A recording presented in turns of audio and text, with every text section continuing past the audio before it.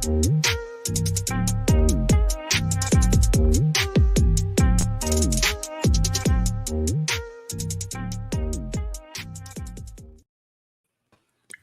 good, everyone? This is DJ's Raw Uncut Truth, giving you the raw content that you deservedly need. I'm joined by Coach Joe and a special guest, Drop the Mic. How you doing, Drop the Mic?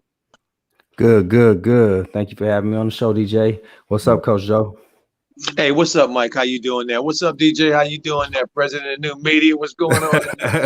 What's happening? Well, blessed and highly favored, Coach. Yes, that part right there.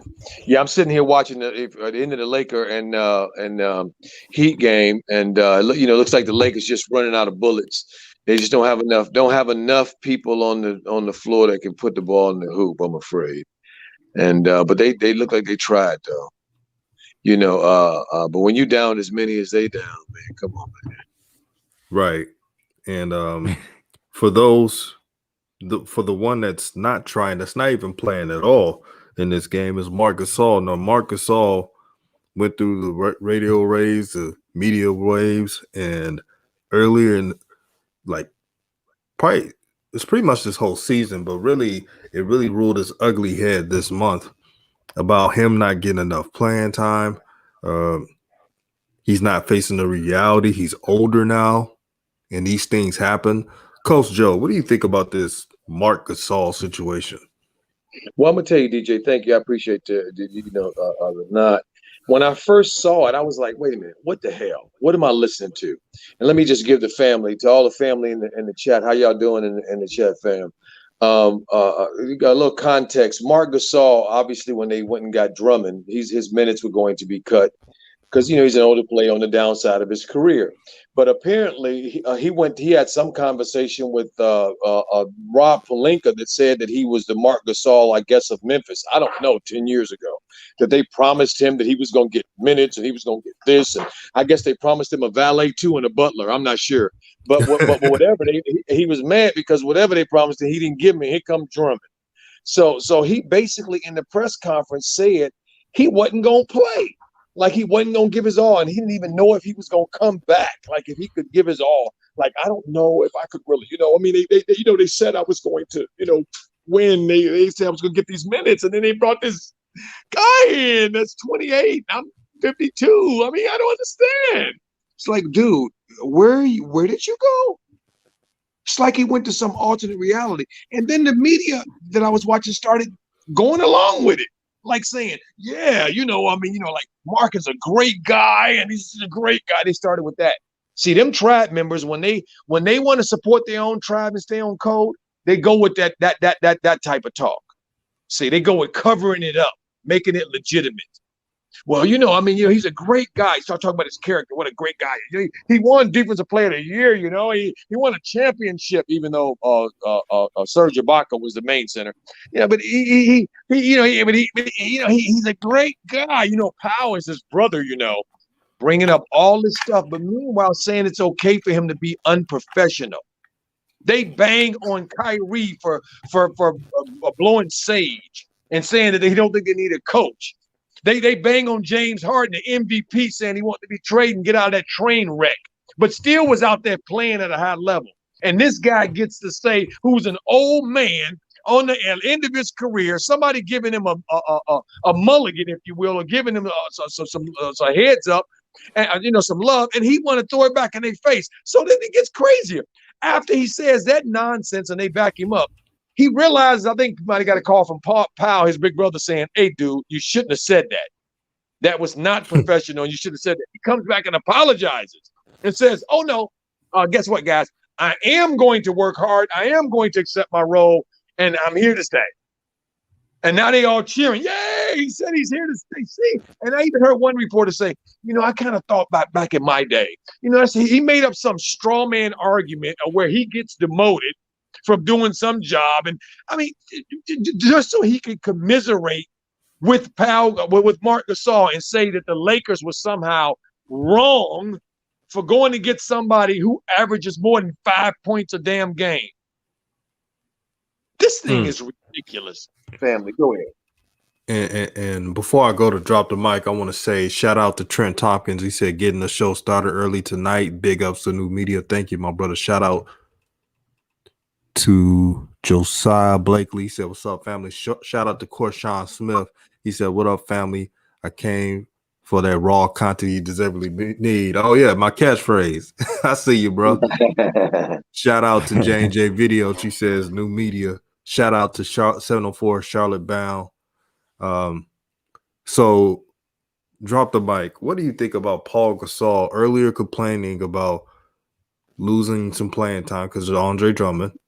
Mark, And now switching face, saying, "Oh, I'm with the team. I'm good." What do you think about that, brother? Man, first of all, what's up, New Media? We in the building. Listen, man. I don't even understand why he even said that. That was just a waste of time, and it just didn't look good from a PR perspective. When it comes to the game of sports in general, athletes, we all have to understand that, either you're getting it done or you're not. That's what it comes down to. Either you're getting it done or you're not. And this man has to understand that these are the defending NBA champs that won last year with the athletic lineup of Dwight Howard and JaVale McGee. And I'm disappointed in the Lakers because I really like the Lakers. I'm disappointed in them because they did not retain those guys and they went after Paul Gasol. And I don't think that Paul Gasol fits with this team personally. At the end of the day, Paul Gasol got to keep in mind that he is playing for. Hey, Mike. Hey, guys, it's Marc Gasol, not Powell. Man, that's how irrelevant he is right now. My bad, Coach Joe. Good call. Marc Gasol, he ain't the same Marc Gasol. He ain't the Memphis Grizzlies Marc Gasol. He ain't the NBA champion with the Raptors Marc Gasol. I mean, he does some good things. He's a great passing big, 6'11", big body, but he's not putting up the numbers he used to put up, and he has to come to that reality at the end of the day. I honestly, next season, I just think they need to get rid of him. He needs to go somewhere else, somewhere that plays slow, probably with Greg Popovich, that boring style. He ain't about that up and down the court style. That's not what he does. That is not what he does. We got to keep it a buck. That's not what he does. The Lakers need to get back to that athletic big style that they had last year. That's what's going to get them past people like the Nets. But the Nets are overpowered right now, so it's going to be hard to beat them. Good take, drop the mic. And shout out to Elijah Shaw in the building. He supports all the videos. Thank you, my brother. He said New Media ain't no better place to pull, no doubt.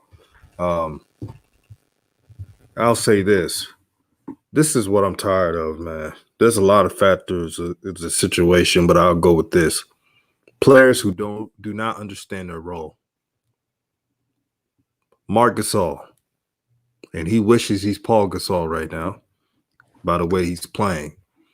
Marc Gasol, why be so selfish right now and think it's all about you?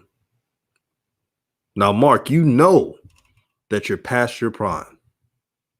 You could barely jump. You're getting boxed out by smaller players. But instead of taking accountability, you did the other route. You whined and complained to the media. And now you're backtracking, which makes it a lot worse. It's bigger than you. The only focus should be is winning another title in LA. That's it. It's not about you. It's never about you. It's about the team. But Coach Joe, and he even dropped the mic, this is the problem throughout the NBA. Not just contenders, but other teams. Not accepting your role. When you don't accept your role, this stuff happens. Yeah, see, I feel you, DJ. For me, I see that, and I also see the game within the game. The game within the game is, this is their tribe's privilege. This is how they keep their tribe on top and keep them with opportunities. If you look around the league, there's 500 and something players in the league. If you look at the tribe members that they come from, look at their path and where they came from. A lot of them sitting on the ends of the benches getting that minimum paycheck money, that minimum pay, that hundreds of thousands of dollars paycheck money, and can't bust a grape. Can't bust a grape. We saw yesterday. We saw just here with those who watched the NCAA game with Baylor and Gonzaga, and we saw them brothers from Baylor jump on them dudes and give it to them the way you're supposed to give it to them physically. And you saw what happened. They wilted them, those other tribe members from Gonzaga. They balled against other people. They got up against them and looked like doo-doo smell. Skip even gave them the business. Said that Timmons and that other dude with the headband looked like they were at the YMC looking to catch a run. See, that's what this is about. This is about them getting a pass and being passed off to the rest of us as legitimate. This is not a legitimate inquiry. Marc Gasol feet should have been held to the fire. You are not LeBron James. You have not carried the league. You have not been around for 17 years. Okay. Talk to him, coach.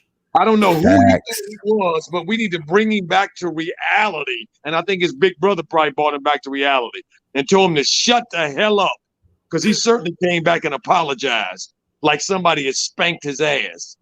Okay, because who do you think you are? You don't get to say to the Laker organizations with the big men they've had.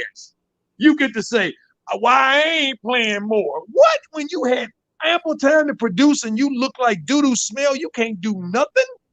Man, please. But again, what is this about? This is about the game within the game. He gets to do that, and he gets to come back from doing that and be applauded when he did it and be applauded when he apologizes. Coach Joe. Wins either way. Coach Joe, you brought something up just a second ago and earlier too that I just thought about. How Odell Beckham always getting all this flack from everyone because he's just turned up. He's passionate. He loves the game, and they fine him and he get in trouble. But when Tom Brady do that same ish, it ain't no big deal to everybody. But when Odell Beckham does it, it's World War III. And people think these ain't problems. These ain't real life problems in the sports industry, but it is. I'm tired of the hypocrites. You know what I'm saying? Because at the end of the day, they got a job to do. They're paid to do a job. And if we want to run through some stats real quick, Marc Gasol is averaging 5.1 points, 4.1 rebounds, 2.1 assists. Now let's go to Andre Drummond. Andre Drummond is averaging 17 points, 13 rebounds, which is leading the NBA, and 2.5 assists. Who are you going to likely put out there? The best man. Y'all both damn near the same size. He just younger. We're going to want younger legs out there, not older legs. Come on now. I see Samurai Beast Warrior said something about Frank Vogel needs to be fired. Boss man, I disagree with you respectfully. I don't think it's a Frank Vogel issue. If it was there, we'll let you know. Trust me. That's what we do on New Media. And then Blue Bolt Sports Observer and Politics, he said, hey, are you guys worried about the Lakers? I'm only worried about the Lakers if LeBron and AD aren't playing. That's the only time I'm gonna be worried about them. Right now, we already expect it, we understand, but honestly, I think they playing it cool. They letting LeBron get his rest. He's 36 years old. Let him get his rest. Let him chill. Let him do his thing. And then when they come back, we're gonna fire. Boy, y'all coming out blazing. And drop the mic, man. I gotta give you your applause, man. I gotta give you applause. All love, brother. I gotta give you applause, man, because you doing your thing, man. And yeah, you hit it right on the park with that. And Blue Bolt, what's good with you, my brother? I'm not really worried about the Lakers. I'm not worried about them because unless something different occurs, like if AD is unable to come back and he's not ahead of schedule, yeah, you have to worry about that. But yeah, I think the Lakers are just fine. Even this game, believe it or not, they played really well. Just the Heat got more players playing, more healthy players. But I think they'll be back to square one. As for Frank Vogel, I think he's doing just fine. He's won a ring, and I know it's because of the players, but still, Frank Vogel is a good defensive coach. He doesn't try to take credit for everything like most coaches do. He stays in his role, and we got to applaud coaches who do that, like Steve Nash. You can say what you want about Steve Nash, but Steve Nash ain't out there saying, well, it's our program, our scheme. Who does that sound like? Our system. We're winning because of our vision.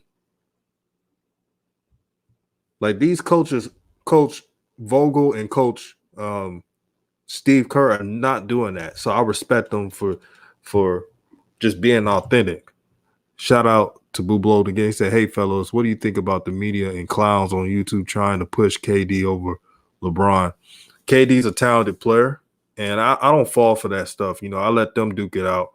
But KD has accomplished a lot in the league, and LeBron James, his number speaks for itself.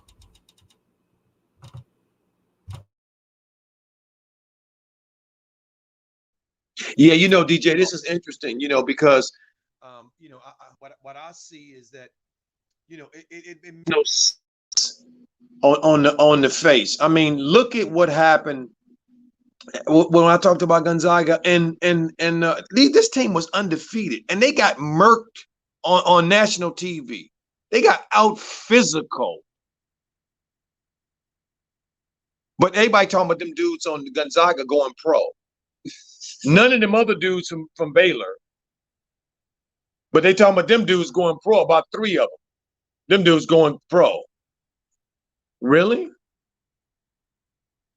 I don't quite get it. I'm seeing a whole lot of people playing on NBA teams and on these rosters as I'm looking at NBA and looking at these games. I don't know what the hell these people doing on these teams. What the hell is going on? No wonder the product is so watered down.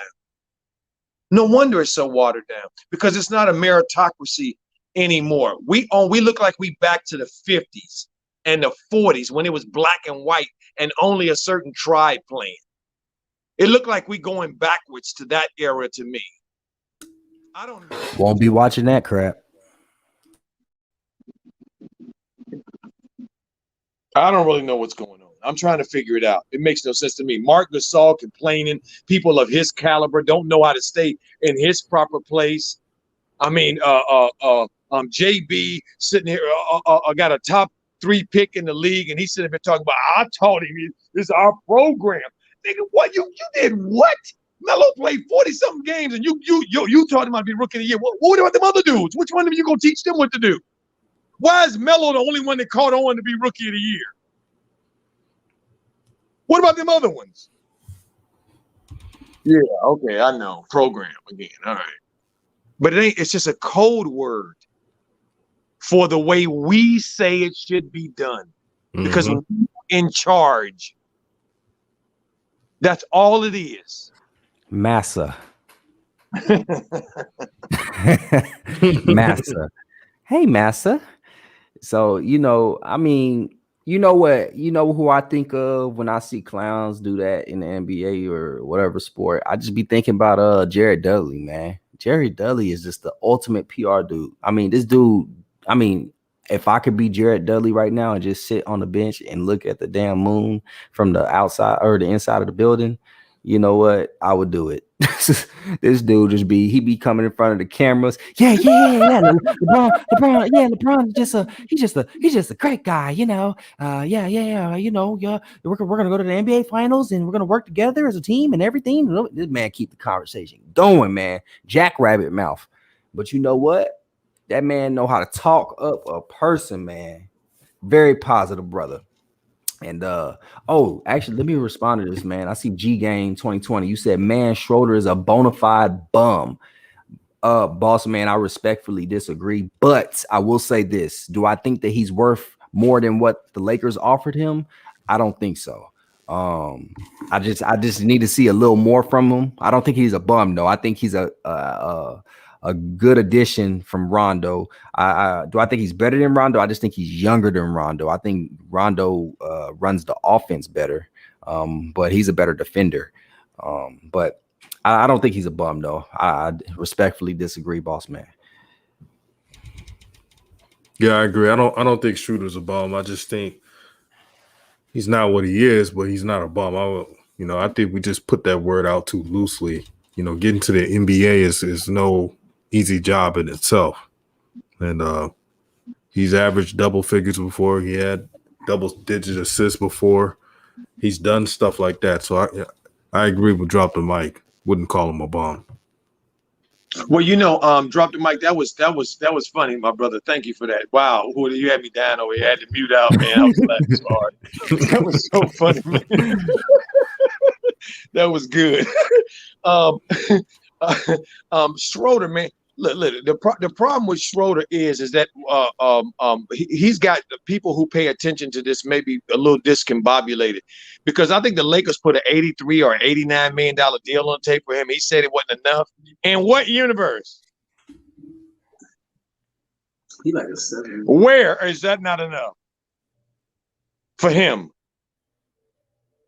I'm confused. So it makes him look like really bad. And like tonight's game, when he laid an egg, clearly Kuzma wasn't there. You don't have LeBron and AD, and they needed scoring. And he had the ball in his hands a lot tonight, and he did nothing with it productively from a scoring aspect. So that's part of the reason why they lost. I think that's what might be people might be responding to, and I can understand that, because he certainly stunk up the gym tonight. Yeah, he was a no-go. Shout out to Macrina Daniel. Elijah Shaw says the same people who analyze LaMelo Ball are the same ones who are making these special needs projections, and I turned them out years ago. Yeah, man. DJ. Yes. Can I say one thing, brother?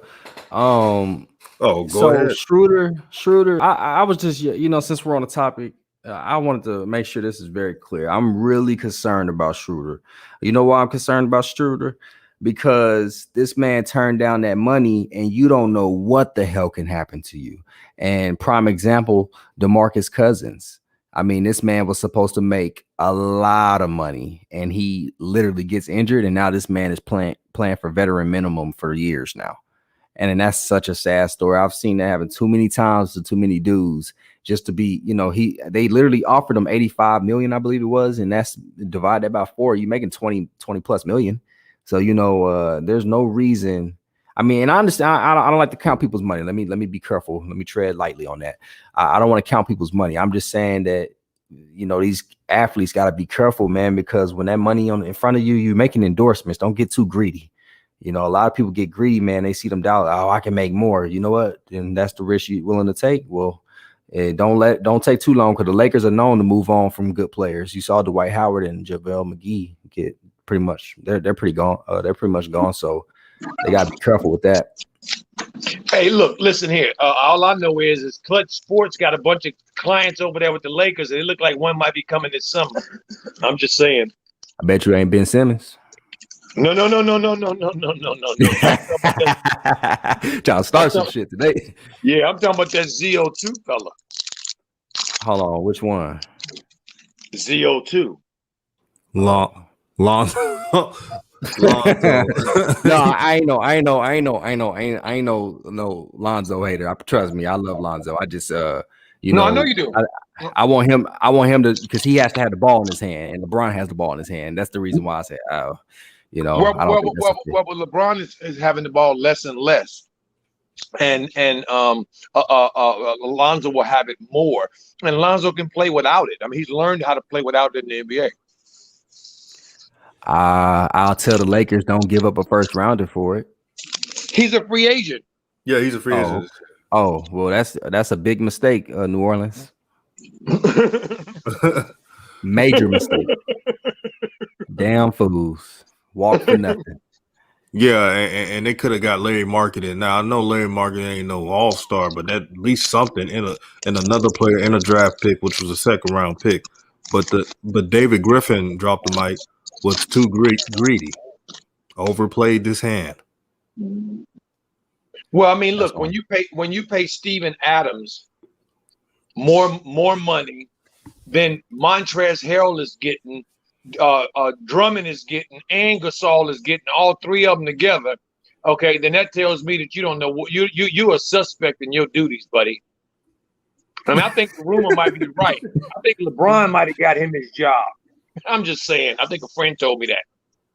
All you gotta do is get validation from LeBron, and if he say yeah he's a good guy, then you know what's gonna happen now. They gonna say, yeah. GM's gonna be like, you know, he ain't all that, bro. I'll be honest with you.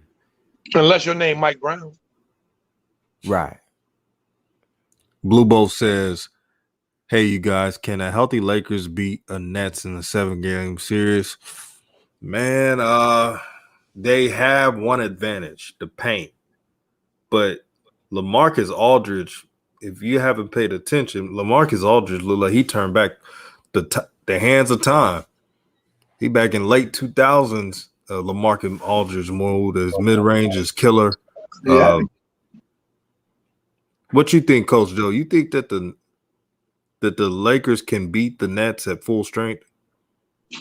That's a tough one. Yeah, because I don't know what full strength of the Lakers would look like. You know what I mean? They've shown me that they're having a very, very difficult time recovering from the bubble. And we all know you don't have your health, you ain't got nothing. So the Lakers right now, I'm concerned about them, to be honest with you. Very concerned. And what you were saying about where they might be headed in terms of see, people think that the Lakers just gonna turn on a switch. I don't believe. Me personally, I've been seeing some slippage in LeBron. I'm just gonna be honest. I've seen a little slippage in LeBron, and on good authority from somebody who I trust greatly told me AD is not a dog. Okay, so if we have a reduced LeBron and a not a dog in AD, I mean, Kyrie's a dog, KD's a dog, and James Harden is more of a dog with them. So I don't know, man. I would have a hard time seeing them beating the Nets, man, right now, to be honest with you. I'm gonna keep it a buck. Right here. Listen, as a fan, I'm so annoyed with the NBA right now because I like competition. That's why I miss Kobe so much, because this dude was a dog. This dude had that ice in his veins, had that look in his eyes. I'm not really happy with today's game. I'm gonna give you two perspectives.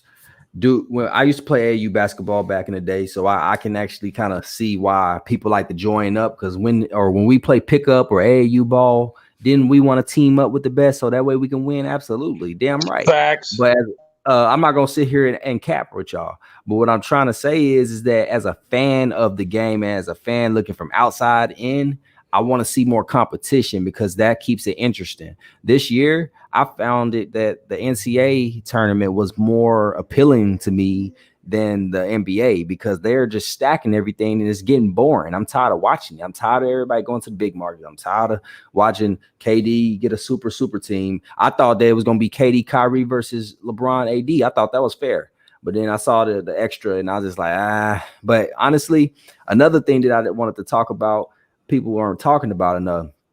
I knew Blake Griffin was not playing to his fullest potential in Detroit because he was not happy. I knew it. And look what this man did this man was in the air looking like old Lob City Blake Griffin. And right. Shot a three and everything. I'm like, what the hell is going on, man? This gotta stop, man. Players out here bullshitting just to, excuse my French. They out here BSing just to get on a new team. And I knew when Blake Griffin got bought, I knew he was going to the Nets. I knew it. Because they had Harden. And, when they added Harden, I just knew that was going to be the destination that most people want to go to just to win a ring. And I'm just tired of people getting free rings. That's boring. You're buying your rings. You're not working hard enough for it. And that's my opinion. And I think that if Kawhi Leonard would have went to the Lakers, I would be saying the same thing. So just for those that's like, no, I don't like it. I think that we need some diversity in the NBA. We got to get more diverse so that way we can see better basketball. If everybody's on one division or one side, it just looks boring. Yeah, Mike, I like your passion, my brother, in that take. It's a beautiful thing, although it doesn't fit the NBA too much, and I'm afraid because the history of the NBA has always been super teams. I mean, Agreed.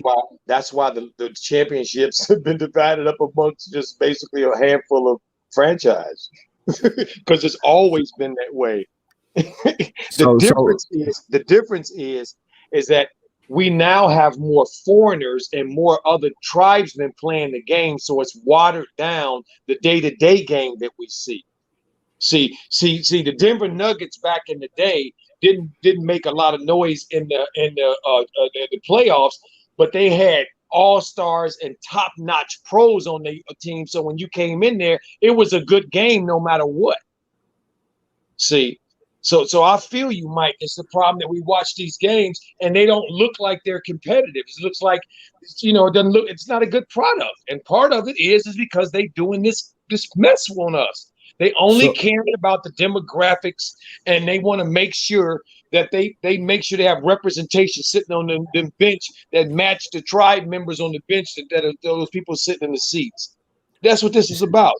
So my question is, because I agree that there has been super teams, but don't you agree that there's levels to super teams? For example, when LeBron went to Miami, everybody was like, "Oh my God, that was the biggest super team." It wasn't, though, because they lost 2 championships and they were not unbeatable. And then when I saw KD go to the Warriors, I was like, "Oh my gosh!" And that was so unstoppable. Nobody could beat them. They only lost to the Raptors because their damn squad went down. And then you got KD and all them at the Nets. That's unstoppable. That doesn't look. I thought that the Philly was going to be able to compete with them. I think they'll give them a little run for their money. I think Milwaukee will give a little run for your money, but it's not going to be nothing to really stop them when they're full capacity. Well, let me ask you this, Mike. I ask you a question back. How do you think the rest of the NBA felt about Michael Jordan and them dominating the way they did? I think they felt the same way. I think they felt the same way. Yeah, what I'm saying is that I don't think there's degrees to super teams. I don't think there are degrees to you either super team or you're not. And if you're not a super team, if you don't have multiple talented all-star grown men on your team, you're not winning an NBA championship. And that really goes for football as well. And baseball. If you ain't got the grown men out there who know what to do, who've been through the paces, who are professionals and pros, can play under pressure, you're not going to win. But everyone's level of a super team is different, though. Like somebody may consider a super team all superstars, or people that's been to the All-Star game, or somebody that's a pretty good player, almost All-Star, but not really. It just depends. Everyone's super team is different. They may think that them boys up in Milwaukee playing real well right now with Drew Holiday just re-signing and everything, and they may think that's a super team, but honestly, I just think that it's a pretty good coachable team. Honestly, I don't really consider Milwaukee a super team. I'll say this, I wish the NBA was like that as well. Unfortunately, the reality of it is just this is the new norm. It's just like the new jerseys are tighter now. Back then the jerseys were loose and it was normal. Then now it's it looks weird, like practice jerseys at times. And in the next decade, there's going to be something where it's going to be even more outrageous. You never know. They may implement a 4-point line. You never know with the NBA. But what I do to cope with all of it is just like I realize the game within the game, and that the game is going to just change for interest. Now, nobody really brought this up, but I'm going to bring this up. the buyout market. Nobody, not the owner, the owners didn't think the buyout market would be this strong, but they underestimated it. So pretty much if you're a small market team and you buy out someone, a contender's going to swoop them up. And that's what the Nets have done. Now, I knew LaMarcus Aldridge was going to go to the Nets, not even just a championship. I'm sure he want to win a ring, but he's cool with Kevin Durant. They've been boys for years. So I knew that was going to happen. Blake Griffin, I kind of feel that was going to happen too.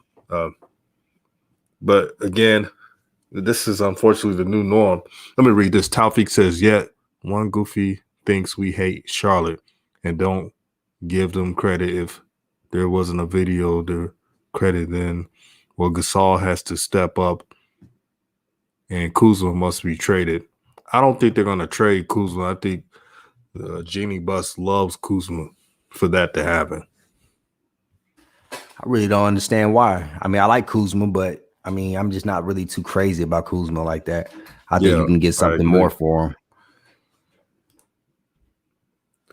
Elijah Shaw says, word is that Lonzo is looking to make a return to the Lakers because if he recalled, they were in fourth position with LeBron and Zoe before he got injured. Yeah, they were in fourth position. I remember that year. We'll see what happens. I won't rule anything out. Gregory Sutton says, how about the Warriors capping about rejecting Lonzo for Kelly Oubre? Yeah, that's total cap. The Golden State Warriors are looking like a mess right now. I ain't going front. Well, for me, it's simple, Mike. This is how I look at it. Very simple.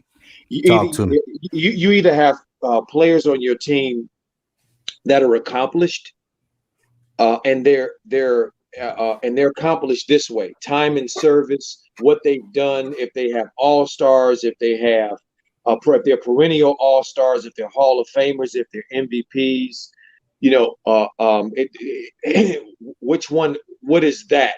See, the reason we have all these alphabet of MVPs, Westbrook won some, Harden won some, now they talking, Giannis has won some. The reason we had all that is because the media, again, these people who are not a part of our tribe in that way, don't value us. And so all they care about is dividing us. So they look at what's new.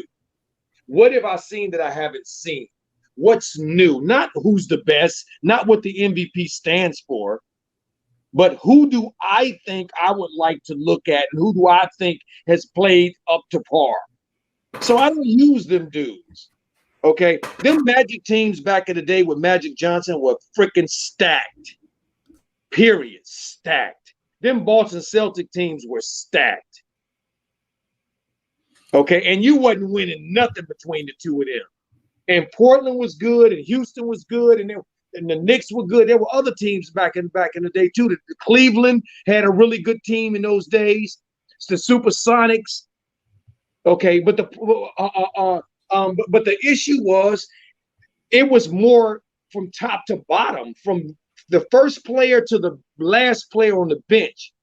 There was very little in terms of discrepancy in how good they were. Where it's different now. And you kind of spoke it when you talked about Dudley. Okay, you kind of, that's why I laughed and laughed at it because they giving Dudley some love because of who he is, what he's done, not because of how he can play. For his locker room, that's why they got Dudley there. See, his energy, that's what he's there for. But some of these dudes that have come on this floor, and we talked about it with Charlotte, they don't bring energy and they ain't no damn good. So what are you doing? You don't bring energy and you can't play? Come on, man. It's ridiculous. So when I look at these super teams and all, and who's super and who's not, I don't see that what the Nets have is automatically going to win. I just think that the who they have and Kyrie and Kevin and James agreeing to say yes, we gonna do whatever we have to do. And then Kyrie just being Kyrie saying, hey, well, that means you playing the point guard, dude. And James said, okay. Well, that was a huge thing because that left Kyrie and the whole team to say Kyrie could just cook. That's all. He ain't got to pass the ball. He ain't got to give no assist. All he has to do is cook. And who can cook better than Kyrie in this doggone NBA? Nobody. Thank you. And then you got that Durant too, who was a perfect teammate as well. Durant don't ruffle nobody's feathers on no team he's been on. He's been amenable on whatever team he's on. So it's that makes me say that the Nets, when you composite with how they play, how good they are, and then their personalities and all that, that to me is what the difference is. But that don't mean they're shoe-in. Coach, they shoe-in. Well, you got to play the games, my brother. And I'm telling you, I don't, Mike, I ain't never seen nobody win on no coordination or no without the plan. You got to play the games. Don't tell me about it. You got to be about it. Absolutely. Go ahead, DJ. I know you was about to say something. I can't fully. Yeah, the Nets should be the favorite, but to say they're unbeatable, I don't think so. Because the Sixers have they have a matchup problem with Embiid, and the Nets don't have a player that can even guard Embiid. If the Lakers are healthy and Nets are both healthy, something to have to give. Like Taufik said, it'll be a dogfight. You never know what will happen in these playoffs. And we're not even talking about the Jazz. The Jazz are playing some excellent basketball. And no one's talking about it. Phoenix playing good. They got to show us, don't tell us. Yeah, so postseason is going to tell us a lot. But I got to say this, just reported that DMX has passed away. Oh, my gosh. Oh, man. Oh, sorry, X. Damn, dude. Oh, DM. Wow. Shout out to his family. This tough time. You know, I heard something. I read something that disturbed me about him, and I didn't read the story. I saw the headline, and I'm not gonna repeat it, but I'm gonna go back now and read the story. But his family is saying something else other than what the media is trying to feed us. Yeah. That's so sad, man. RP DMX. RP to a legend, man. And boy, it's that's why you got to keep your family close and stay positive no matter what through your life, man, because you got so much to live for. Yeah, this is a big loss. Yeah. Elijah Shaw. Oh, what did you say? No, I just wanted to do the DMX tribute, man. Hey, my dog. That's my dude right there, boy. That's our dude, man. Yes. Shout out DMX. Wow, man, that's tough. Hey, DJ, I wanted to ask you this thing here. Did you see Anthony Edwards calling out his older teammates, saying they ain't playing no damn D? Yeah, I saw that. I gotta crawl it back a little bit.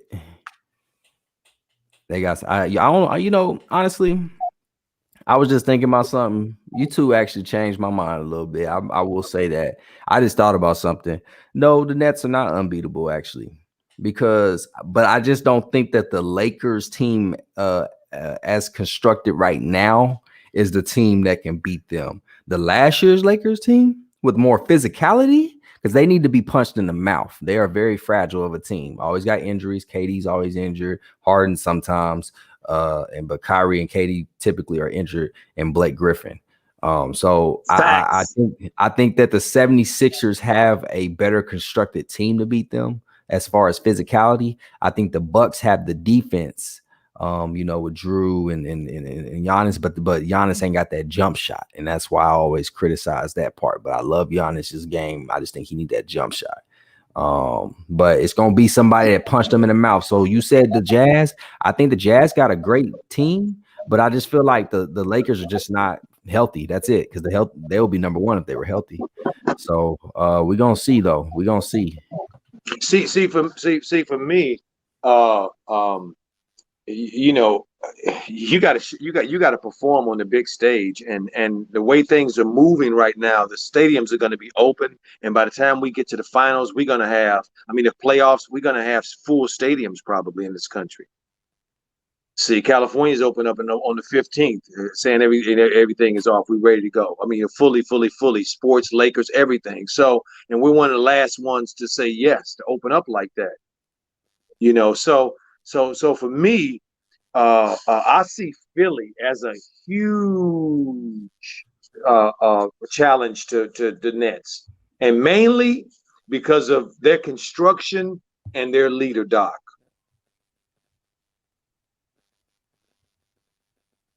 I agree. Facts. And then Elijah. nobody's gonna. Oh, go ahead, DJ. Oh, my bad. I was reading this real quick. Elijah Shaw says, I think they could, if AD and LeBron are back healthy, because of Lamelo Ball's team took one game with the Kyrie KD on the court. I think they could pull off 7 games. Well, the playoffs are different in regular season, but it's you know that saying, never say never.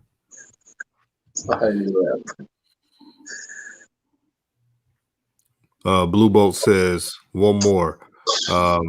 Was last year's season more competitive than last year? Wait, was last year's season more competitive? And will 2020 Lakers should be more respected than the 2021 Nets championship? Shoot, honestly, when it comes to championships, it's just like counting people money, man. I don't like to take anything from anyone. Do I feel like some championships are questionable, you know, like the Raptors? Yes, absolutely. But I mean, at the end of the day, you're a champion. No one can take that from you. They can put an asterisk by it, but that still don't take it from you. So, you know, you can put an asterisk by how somebody made some money. They may have made it from drug deals, but that don't take nothing from them. So, you know, I just think a championship is a championship at the end of the day, and we can't be acting like some saltine crackers. Coach trying to hold his Coach trying to hold his laugh.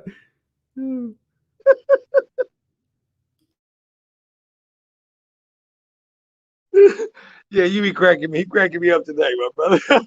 The owners have always had sweetheart deals to stack their teams.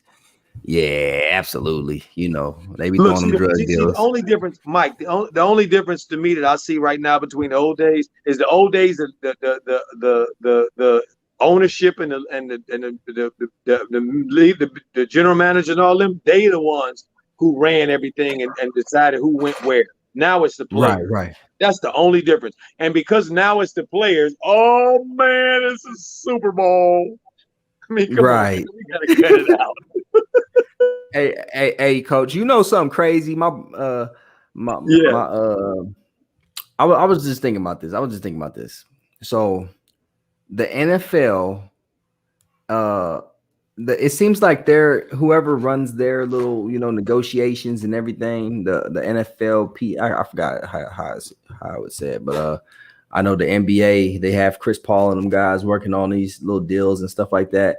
It seems like the NBA is so much more smarter than the NFL, though. That players just be going for anything in their collective bargaining agreements and stuff. It's like they just be going for anything in the NFL, but the NBA, they seem to be more smarter with their deals and it shows. Well, for me, I think the difference is 15 to 53. Plain and simple. Difference between 15 and 53. Yep. The more you got to feed, the less you gonna get. Divided. The way that they have set it up. Hey, they have set it up and said the players will only get this amount because we must get this amount, even though they ass ain't playing one game, ain't tackling nobody, ain't catching no balls, ain't doing nothing except sitting up in skyboxes. Okay, collecting dividend checks. Okay, right. But they said you guys only get this, and what I've seen is that the NBA players are more amenable because they have a longer history of how do I say this nicely? Going along with those tribes more easily. See the football brothers for some reason always looking to amen. It's a whole lot of ameners over there. Whereas the NBA, it's LeBron James, baby. You ain't amening over him.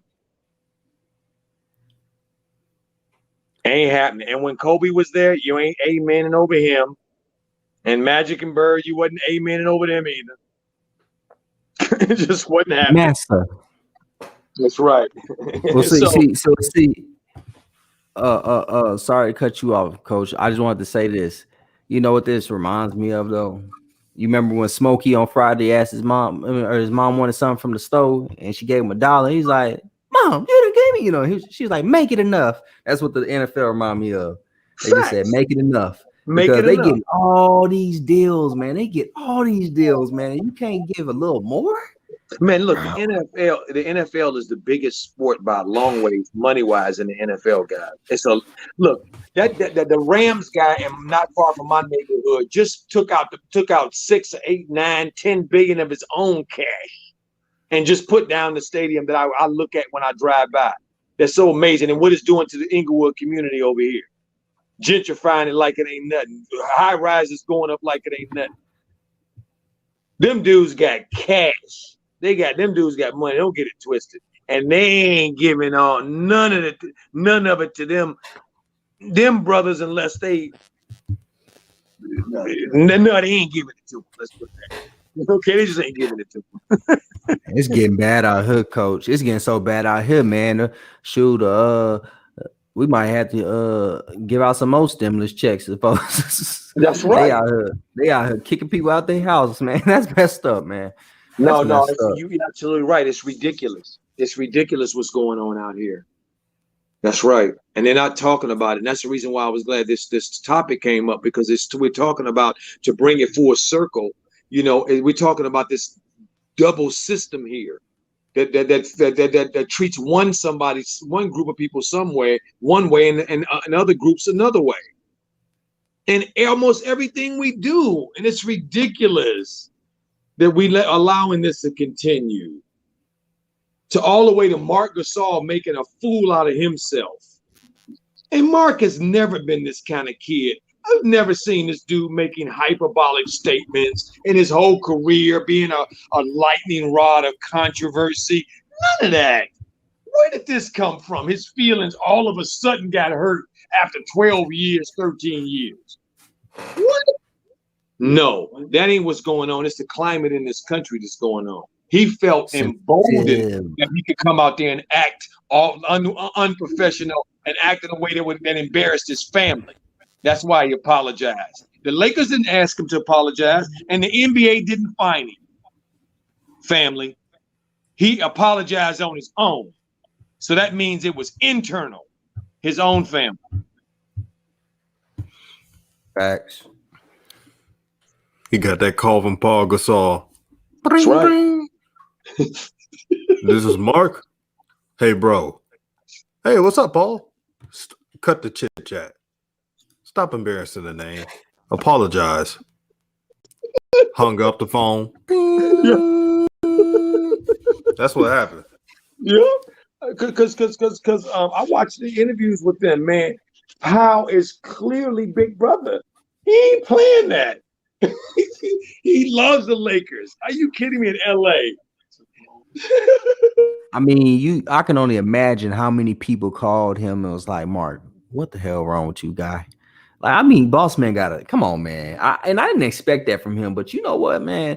We gotta call it like it is. One thing I gotta say though, because sometimes I think Stephen A be out here cooning sometimes, but he said that these guys be acting sensitive. He right though. Like, everybody be acting so sensitive, man.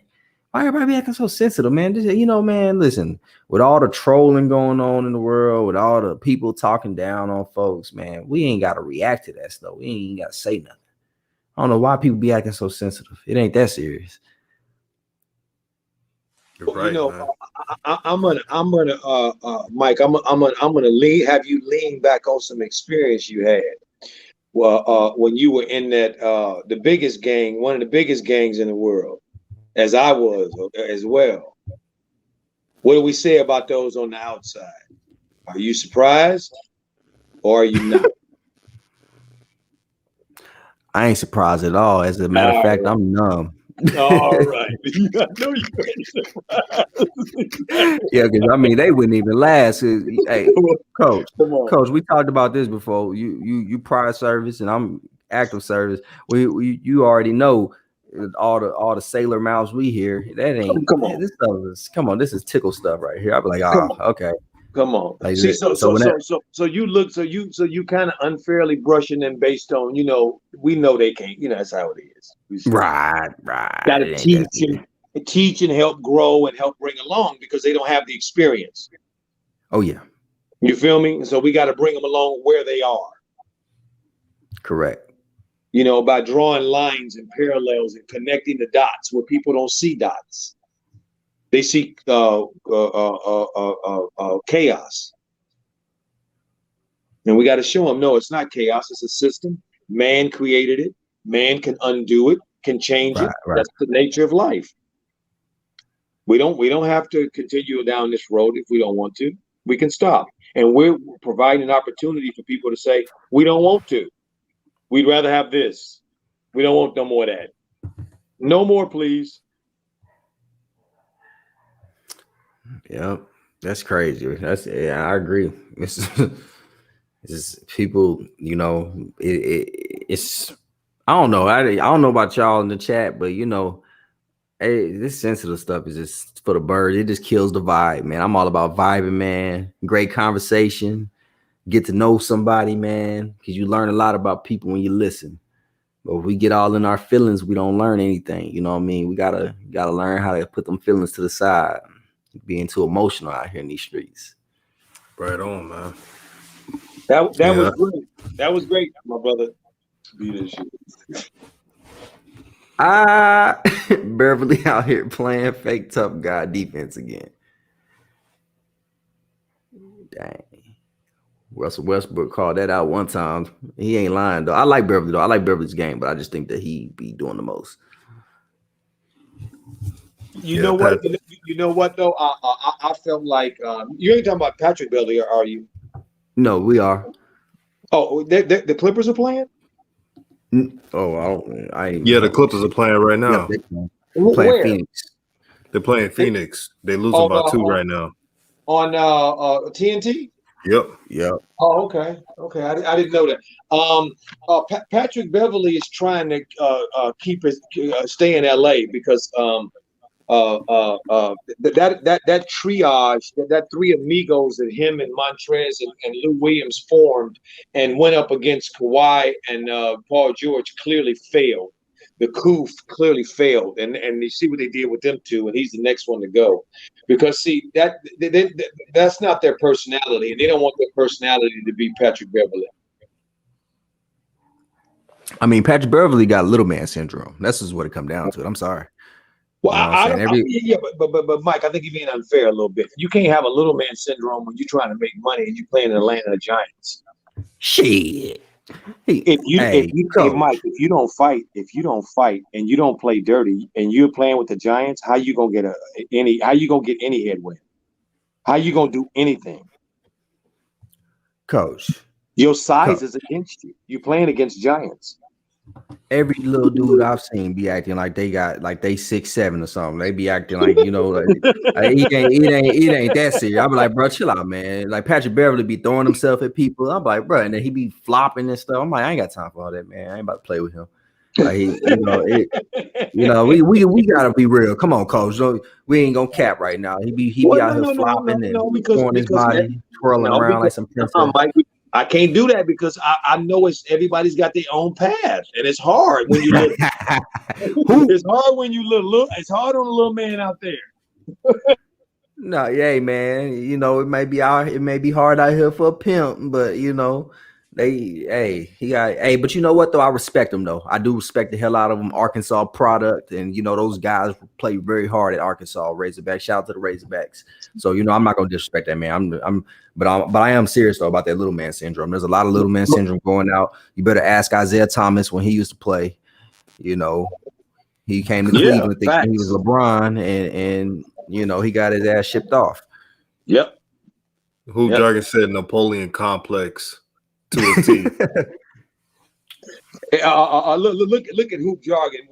Giant gonna get come in the room and join in. Look at gonna say, yeah. Tell them little dudes to shut up. Hoop, you ain't right, dude. Hoop got to get it started. Yes, but you know what though, Mike? I agree with you. He do a lot of theatrics and a lot of nonsense that don't work. But that's his stick, and that's how he got paid. That's you know true. what I mean? So I don't knock none of our boys for finding a way to get paid, because in high school and in college he was a scorer. He could put the ball in the basket. Patrick Beverley could, but when he got to the NBA, it just wasn't the same thing. So he had to find a way. And he did, to get one of them bags. Just one bag. All he got was one bag. So I ain't mad at him for getting one bag. But I hear what you're saying, Mike. You're right. He does. He is a lot of extra, unnecessary shit. You know what? I can honestly say this, Coach. If Patrick Beverley was on my favorite team, I wouldn't mind. It's just that he playing on a different team, and you know it gets annoying at times. But if he's on your team, your favorite team, you're like, oh yeah. I mean, example. If he was on, not even just the Lakers, if he was on the Hornets while Lamelo was playing, right? Mm-hmm. Nobody would have a problem with it because he doesn't have to have the ball all the time, and he's a junkyard dog. Facts. So one thing you don't have to worry about Beverley, because I know people do this. I know we got Hoop Jargon on the line. One thing about Beverley is when he's not making shots, he's not going to stop playing defense. He's going to play defense the whole game. We got guys like Terry Rozier. If his shots are not falling, he's not playing no defense. He's not scrapping for loose basketballs. He's not doing none of that. So that's the one thing I appreciate. I like that, DJ. What's good, Hoop Jargon? What's the deal? Hey, man, I had to get on, man. Coach over there capping for Bev, man. I had to get on and say my piece about OG Bobby Johnson, aka Pat Beverley. That MF right there. Maybe he don't look like OG Bobby Johnson from South City. Let me lie. Yeah, he does.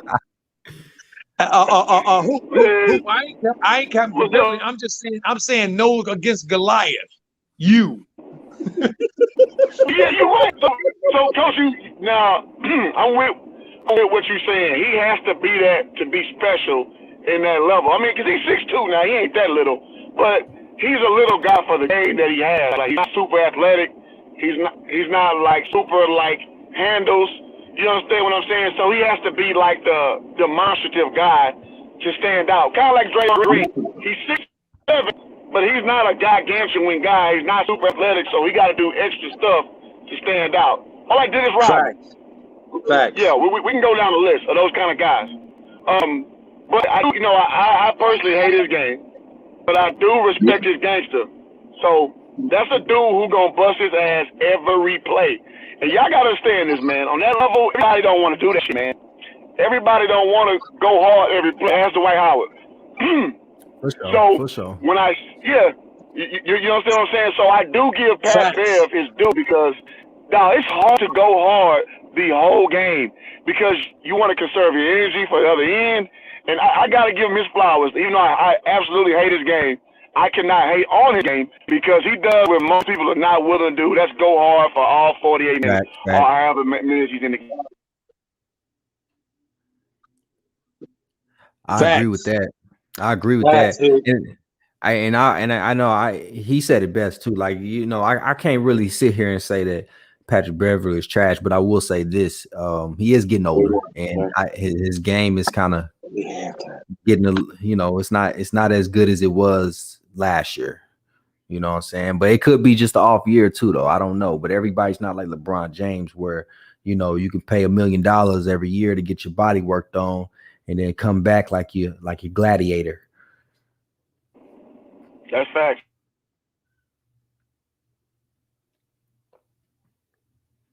I gotta give it to LBJ, man. He will spend some dough to get his body right. And another player that does this in a different sport, Derrick Henry. Derrick Henry does the same thing. That's why he's still running well. And metrics show that the way he runs, especially a power back that has speed. You know, DJ. What's up? DJ, I'm sorry to cut you off, man. You know who else will spend that money, dog? Who? Man, I'm shocked you didn't even say it, man. Magic City's own Lemon Pepper Lou. Lemon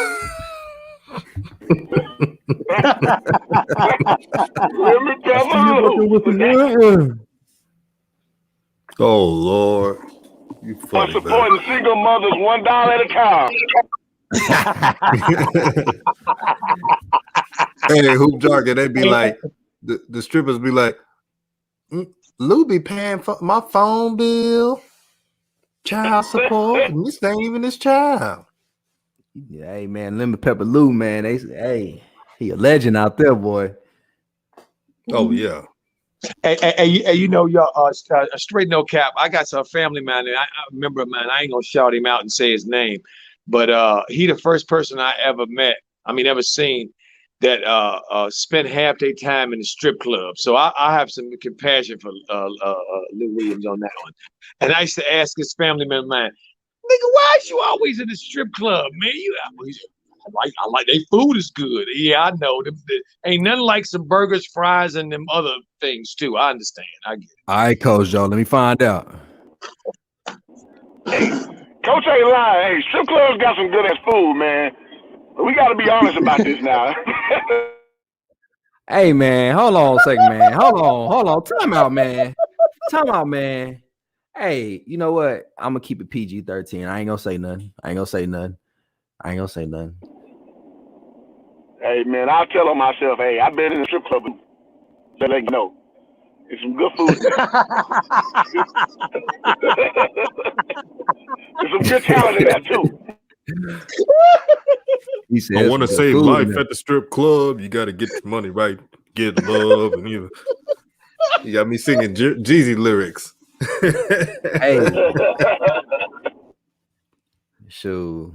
Hey, I just hope though, you know, I do hope that we ever, you know, we cross each other's paths sometime, man. You know, Coach Joe Hoop, you know, I know y'all out there in LA and everything, man. I'd love to come down there. Yeah, Shoot. Mike. Hey, LA, a big city, man. I'd love to have you, my brother. You got to come down and see the city of angels. Yes. Yeah, man. I just came off a flight from LAX, but I never really been in LA like that. Okay. I'm telling you, it's a different world. It's a country unto itself. Hey, Hoop left already, but DJ, I think this is a first. Me and Hoop agreed, actually. Oh man, let the church say amen. Amen. Let the church say amen. Hey, God don't like ugly, don't play with. It's a first, Coach. Yeah. Oh shit. Oh man. Taufik, man, before I bring you on, you got to get your audio straight, my brother. Yeah, I don't know what's with my audio, man. My dog said he got dial up. I'm messing with you now. Road runner. Yeah, you guys know the East is now getting competitive now that teams are back to full strength. If the Hornets lose to the Bucks, they might find themselves back to the 5th seed very easily. I don't want that to happen because Brian Whitehurst even said that Melo's real rookie of the year because he impacted winning, and that's the main concept. It's like Malcolm Brogdon getting rookie of the year. Hey, Taufik, what do you think of these? Like, you looked at the playoff standings. The April, me and Coach Joe have pointed this out. April is the toughest month always in basketball. And ironically, the Hornets, I know it's the Lakers topic, but I had to point this out. The Hornets have one of the toughest schedules in the rest of April. And I'm going to read this again. Bucks, Hawks, Lakers, Cavs, Nets, Trailblazers, Knicks, Bulls, Cavs, Celtics, Bucks, Celtics. Well, if you're talking, if I look at predicted wins, Hornets should win against the Cavs unless they are on crack or something. They should they should actually have at least 3 wins. So, Wins. if they only get 3 wins in April, how can they make the playoffs? I can't get jiggy with that shit. Hold on. I'm not there yet. Because the thing is, like, it just depends. JB gotta give the young centers minutes. Like, come on, it's about damn time. You gave Jalen McDaniels minutes for the love of God, and he dropped 21 on his second start. Like, that's impressive. The thing is, this month, because I see Hornets fans calling new media clowns, and I've seen it even in the recent stream in the early morning. I was like, are you guys kidding me? You guys are mad over constructive criticism. Like the one that's talking about we hate the Hornets and we're not being objective. Like, you gotta be into the team and understand the team and read between the lines, not just look at things for what it is. Because I've been keeping track of the standings, and I will say that when even anyone that talks about coach of the year, they're just capping. Borrego can't win coach of the year. The team is like 14 in the NBA. How are they gonna win coach of the year? Let alone talk about, like, if I'm being on topic, here's an issue with the Hornets this month. Like, overall, their schedule being tough is because of LaMelo. Like, if you learn from Zion last year, the NBA always want to profit off their rookies. And if the rookies have higher names, there's more chances the team would have a higher and tougher schedule. But the thing is here is with Charlotte is that they have a much tougher schedule in April because it's a different aspect of basketball. So normally the matchup is supposed to be for LaMelo, but it's not going to be about Lamelo Ball. So it's about the team. And right now the team is going to struggle because they don't have their 3 key scorers, which is Hayward, Melo, and Monk. Without those 3, you eliminate 80 to 90% of their scoring, which means that they now have to rely on the role players, which is now the thing. And they're doing fairly a good job. And I hope JB keeps working with the role players and making them better. Like, because in the playoffs, somebody's got to be the leader. And JB got to decide that. That's the problem. Because this month, you got to decide who's the leader. Or else you will struggle for the rest of this month. So wait a minute. So are you saying, Vic, are you saying, my brother, that the big 3 for Charlotte is out, and so that therefore they don't really have a shot? No, I'm saying that there are 3 main scorers, according to Rick Burnell, because this is Rick Burnell's point. He said right, they're big 3. They're their 3 big 3 is Melo, Hayward, and Monk. That's right on scoring. So he's saying with them out, that means that they're not going to be able to win games, right?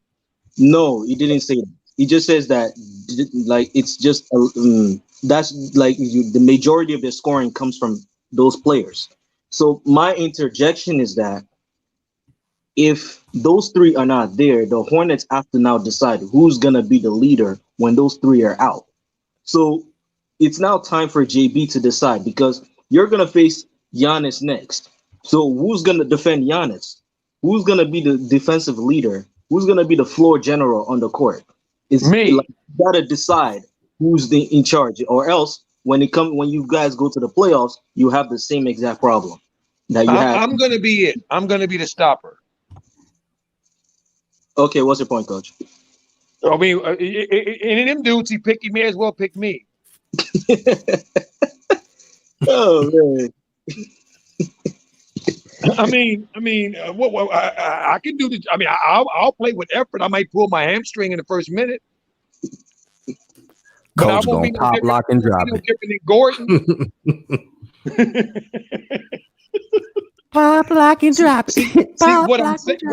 Exactly. What I'm saying is, if JB has got to pick the person, therein lies the problem. I feel like it just depends on him because right now people think we all hate JB and we don't like the dude. No, it's not like we don't like him. We don't like the way he coaches the players. That's the thing. Yeah, constructive criticism and hoop jargon. I wanted you to, there were some people, throughout the day. I posted a schedule of the Hornets, the April schedule. And I said, I won't judge this team until the end of April. And then they were like, oh, y'all just LaMelo fans. Y'all don't know what y'all talking about. And here's the kicker. Claiming that we don't want the Hornets to win. Trust me, I don't want LaMelo associated with losing. I want them to win, but I'm a realistic person. You're out 90% of your scoring, and you didn't develop all the other players. You didn't develop Grant Ruller and Vernon Carey. All that makes sense. So, Hoop Jargon, you there? Yes, sir. So, what you think about that? That tough. Do you think the Hornets will survive that April stretch where they playing the Bucks twice, the Knicks twice? If I'm a betting man, I'm gonna say shit now. And that's okay. Like, this team is just learning how to win. Just being real, dog. You know me, I'm usually warm take Walter, but let's just keep it a beam, man. Your main guys out. You're going through the harder part of your schedule when people are in playoff mode. Now, you may steal a game or two when the game's over. When, say, the Bucks, they just kind of in cruise mode. Maybe you can steal one, but that doesn't bode well for, like, playoff implications, you know what I'm saying, when all your pieces ain't there because, let's be real, even at full staff, it's still a puncher's chance kind of team, meaning you got to play on all cylinders to beat top-level talent, and that just doesn't bode well for playoff form as we move forward. Oh, well, that's interesting, Hoop. So that's what puncher's chance meant. I always thought it meant if I punch you, you don't have a chance. No, so that means if you just gonna throw enough, if you throw your hands enough, it's a chance you'll catch somebody slipping and you'll knock them out. Ain't because you're gonna outbox them. You just gonna catch them slipping, just throwing hands. Yeah, so I just don't see it, man. But it's okay. Like, I think they're ahead of schedule, to be frank. I know at the beginning of the season, we all expected good things, and they've kind of met a lofty expectation, but they got to learn how to win on a consistent basis against good level talent. And the Bucks, that's who you need to beat to get to that next level. And are they there yet? I think the panel can agree that they're not. But it's no shame in that, in my opinion. So now I'm going back to warm take Walter on that. I see DJ, you kind of sound like warm take. So yeah, man, sometimes you got to take the warm route, man. You just hit the nail in the head. That's what we've been saying. Because we had a troll earlier, and he was like, we don't give them credit. Our point is, they got to win against great level talent. That's it. We're not telling you that you must win against just average teams and we're okay with average and mediocrity. Win against good to great teams. Because in the playoffs, you need that. Especially the way the NBA, I see the NBA put in the Nets and the Hornets in the first round. If not the first round, the second or third round. And that would be a big issue if they cannot get their shit together, especially with JB, because you got to break out of this mindset of I'm coaching the Spurs. You're coaching the Hornets and coach damn Hornets. You're not coaching the Spurs. LaMelo's not Manu Ginobili that you're trying to because Manu Ginobili, I see the game within the game he's playing with LaMelo. He wants to make LaMelo a system player because Ginobili was a system player after he was programmed from instinct player to a system player. So Taufik, remember JB compared LaMelo to Ginobili? That's what he's trying to turn him to. I told like you he that. said. He's trying to program him into a system player from a player who plays off instinct. Yeah, like, well, I've seen Manu play, so Manu make something out of nothing. No cap. Manu Ginobili ended up being a 3-and-D wing at the end of his career because that's how he played. I watched Manu Ginobili's last phases of his career to understand that concept. That's interesting that he wouldn't compare him to Tony Parker, who was kind of raw as well. And he became a system guy who had clemency to obviously run the offense. So I find it interesting he compared him to Manu instead of Tony Parker. Interesting. Well, you know what? To me, how he was throwing low grade. He was throwing low grade hated Melo. See, I don't think, and nobody has picked up on that yet. Okay, Manu in the beginning was considered wild and unconventional. That's facts. And what he's saying is we broke Manu and we need to break Melo. That's what he was saying.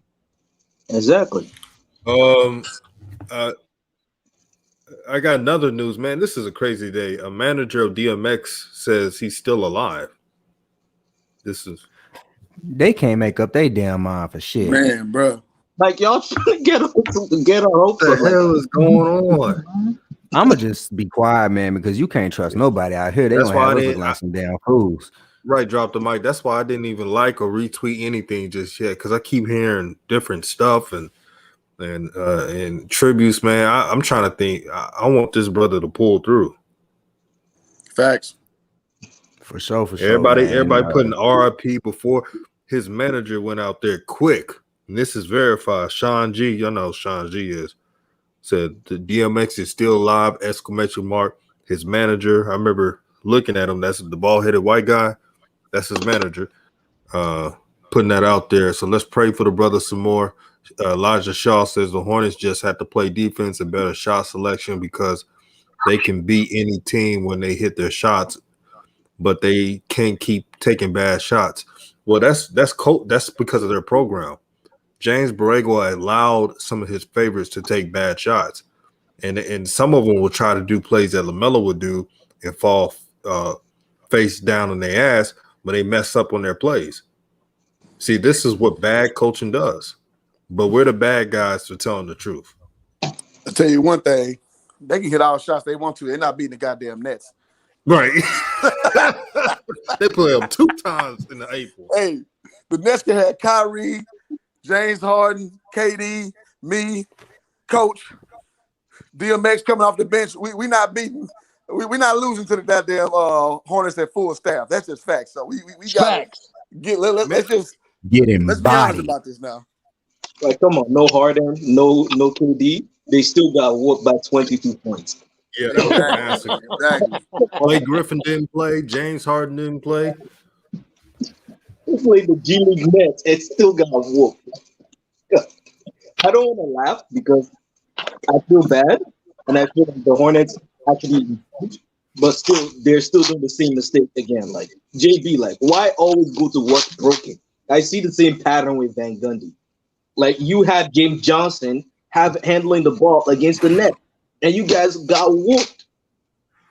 So we see the same with Borrego. Take the ball out of his hands when he's a playmaker, and have 5 people be point guards. And then his dumbass will go when Hayward was injured. He was like, "We lost 3 key playmakers." Since when is Hayward being a playmaker, guys? Because I don't understand how he's a playmaker. He's a wannabe playmaker. Bartrand says JB will fail trying to change LaMelo. Yeah, he's trying to. He's clearly trying to, because Pop did that with Ginobili. I really believe Ginobili would have been better than he. I know he won a ring and all that stuff. If I was Ginobili, as soon as I won those first 3 rings, I would have left, because he would have been breaking records. And because Ginobili, when he came out, like you said, he was the wild child. He was the wild player trying to change his game. And when he first came in, look, Ginobili was unconscious. Oh, yeah. Athletic and shit, too. Ginobili was also the father of the Eurostep. Right. Yes, he was. Everything. That boy used to get them, boy. Okie doke.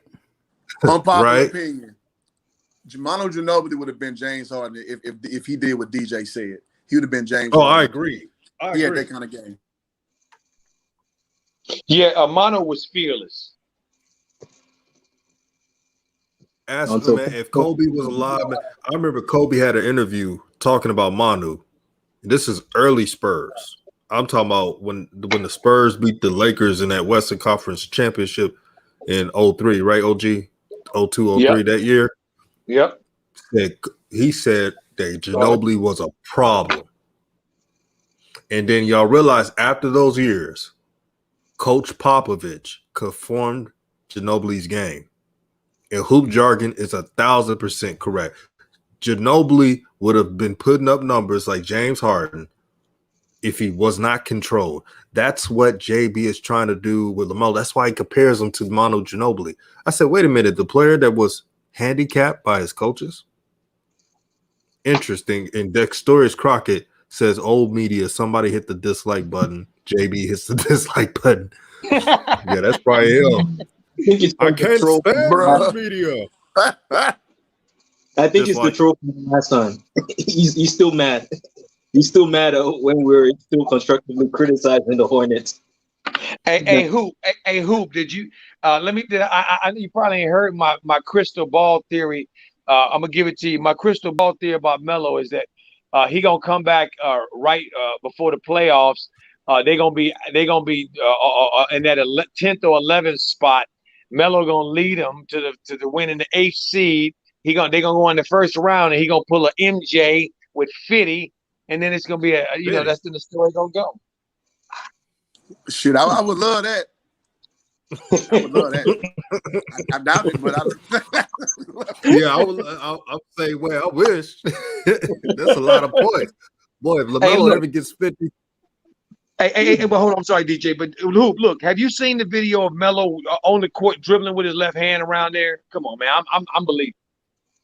No, I have not, but I know that boy is special. I know he's skilled, and he has no fear whatsoever. And who the last person I saw act like this when they injured was Kobe. Wow, I can see that. I definitely can see that. Oh, and don't forget, Coach Joe been around Kobe when he was young, so he knows us better than anybody. A few people, but yeah, and Bean was, man, oh man. It's so much of LaMelo reminds me of young Kobe, man. So much of it, dude. How confident he is. It's eerie. It's eerie, guys, to see a teenager act this confident and be this confident around grown men. It's eerie. In a competition setting, where somebody can physically kick your ass. We've been through it in the NBL, like you guys already seen. Like the NBL is as physical as the NBA. No, Taufik, no, my brother. It ain't, my brother. It ain't. I'm sorry, it ain't. NBA is more physical. It ain't the physical. Taufik, it ain't the physical, my brother. It's everything that the NBA is. Oh, okay. I everything. See, you got point guards that can play to the ground and get you under the rim. You got point guards that can play above the rim and get you above the rim. I mean, it's you get everything in the NBA. Oh, even speaking of that, LaMelo should be reevaluated next week. Yes. Be back in time for the Cavs game. Yes, guys. And to address the Tiana Trump rumors, LaMelo himself said that Tiana just is ball handling coach. I'm laughing. I don't want to hear that. No. Maybe some other balls, but ain't that. Come on. You said that she said that. That's say that again. LaMelo, he said Tiana's helping him with his dribbling, his ball handling.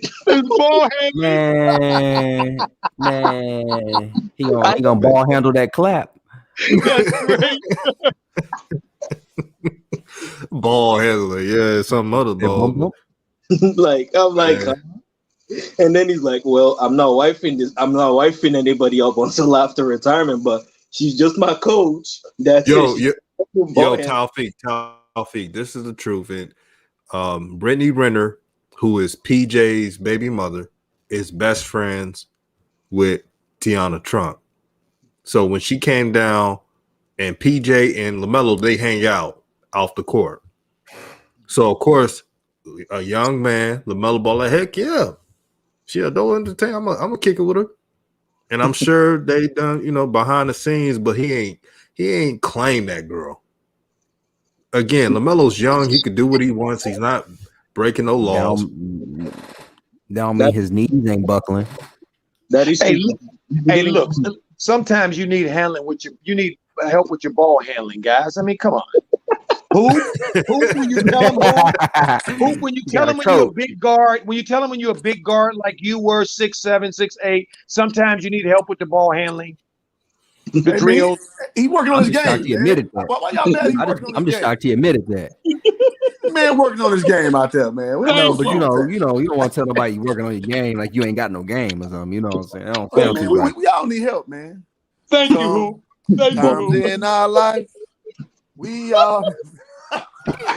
Hey, TB is right.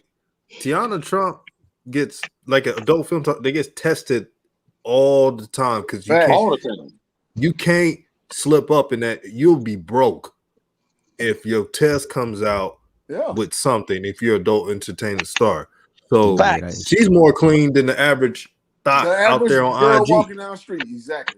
Facts. Let's keep that real. I have former friends of mine that were in that business, and believe you me, it ain't what y'all think it is. Coach, you laughing a little too hard right now. What's going on?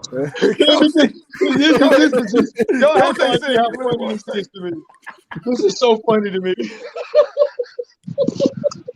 I don't think you can say it either. It's funny. Like, well, I'm not wifing her up. We're not dating, but she's just my ball handling coach. I'm like, hey, he kept it player. Hey, yo, I ain't gonna lie. This may not be like 200 people in the stream or 300 people in the stream like I had like one of the shows before, but this is one of the funnest like streams I've done probably ever. This is just fun, man. Just laughter. Man, this is a good stream, man. I ain't gonna lie. I'm enjoying this. Yes, facts. I'm having a ball. So thank all the brothers on the panel, man. This is great. Tiana having a ball too. Yeah. Yo. Hey, that's the time of who? Hey, who? She's having a ball or two. I mean, I don't know. Hey, you know who's counting? A ball or two. That man say who's counting? Who's counting? Hey, man, you gotta get Tiana credit though. Drop the mic and everybody else. Y'all gotta give her credit. She did not claim that guy. No, she didn't claim LaMelo. Nope. She didn't say we did this or that. She played a position. So I gotta give her credit on that. that is true. If it was anybody else, boy, they'd be out there talking to their mama, they social media. Oh, I was with LaMelo. They would say all that stuff, but she didn't do any of that stuff. So kudos to her. You mean like the last one? Oh yeah, that last. Oh Lord. I think the last one is for clout. He's looking for clout because LaMelo, especially the Ball brothers, they hold a lot of clout. So whenever anyone is around them, they always want to get the like you see what his girlfriend did. Called him a deadbeat and then said it was a joke. You know. Mm-hmm. So yeah, it's all about the clout, man. Exactly. And again, guys, a lot of this is that low grade that low grade hate. You know what I mean? They just hate no Melo. You know, how dare him have that kind of a ball washer?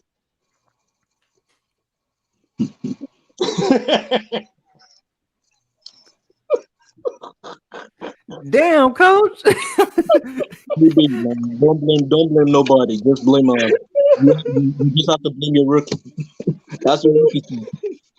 And the NBA, because the NBA wants to see a rookie shine, but he's not there. That's right. He's stage left. I said this in the ABD Heroes, and they were like, I'm just talking to the side of my cheek. I'm like, the West is where the competition is at. NBA wants to promote the rookies. We've seen it with Zion, and we've seen it with LaMelo. It's not that hard. Like, you guys are having a tough schedule because of LaMelo. So if you're mad about your back-to-back, deal with it. Because LaMelo is not there to play those games. And all these season games, just a sweeping game. Yeah, Man. because they didn't have no TV games. They didn't have no big-time games at all for that was down. And then they added some of those games for them. You're absolutely right, Talpi. Very, very astute, my brother.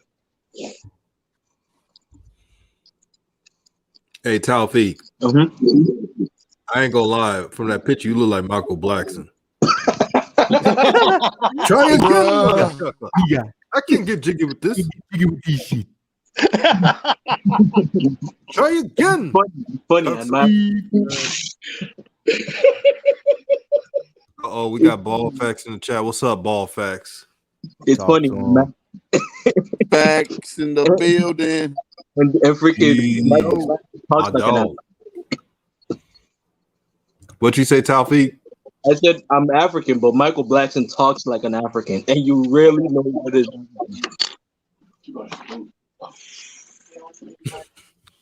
I don't know, You know man. what's Both crazy? Negroes dressed the same. Michael Blackson, they said when you talk to him like personally, he has a Philly accent because he was raised in Philly. That is true. So he cloud chased. But Don't talk crazy to me, mother sucker. huh? Like, is this boy that much? I love Michael Blackson. He cracks me up. You like the player head who show me shit. So I don't really take his stuff seriously that much, even from an African perspective. I don't take his stuff seriously because it's just jokes. It's just like some people trying to make jokes about coaches being ejected and everything. I can't eat that, man.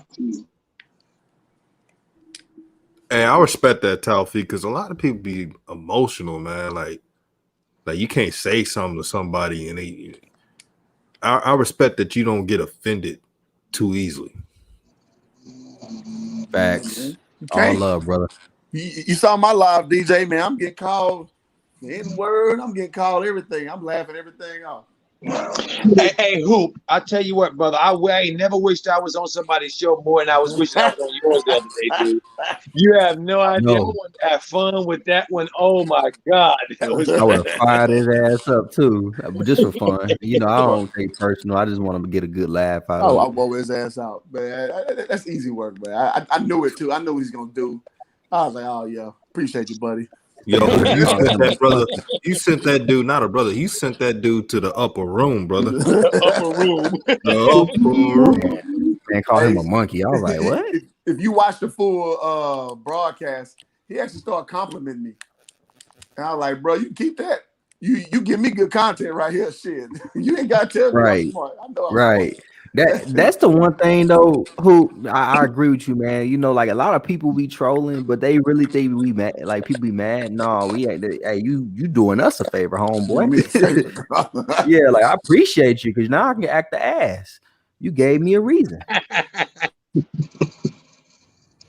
Yeah, I was good with it, man. I laughed. I showed my girl. That shit was hilarious, man. I loved every second of it. To be frank with you. Hey, shout out to J&J, man, for putting that video together, man. Shout out to J&J, man. She a good people's, man. Good people's. Go follow J&J. Go follow Hoop Jargon, DJ's Raw and Cut Truth, all these fellas on the panel, man. Like when I saw that part where the guy was calling him I think it was a buffoon or something. Gorilla Man or some shit like that. I was like, bro, you can't be serious. I even wonder how are you able to control that? Like it's so I don't understand.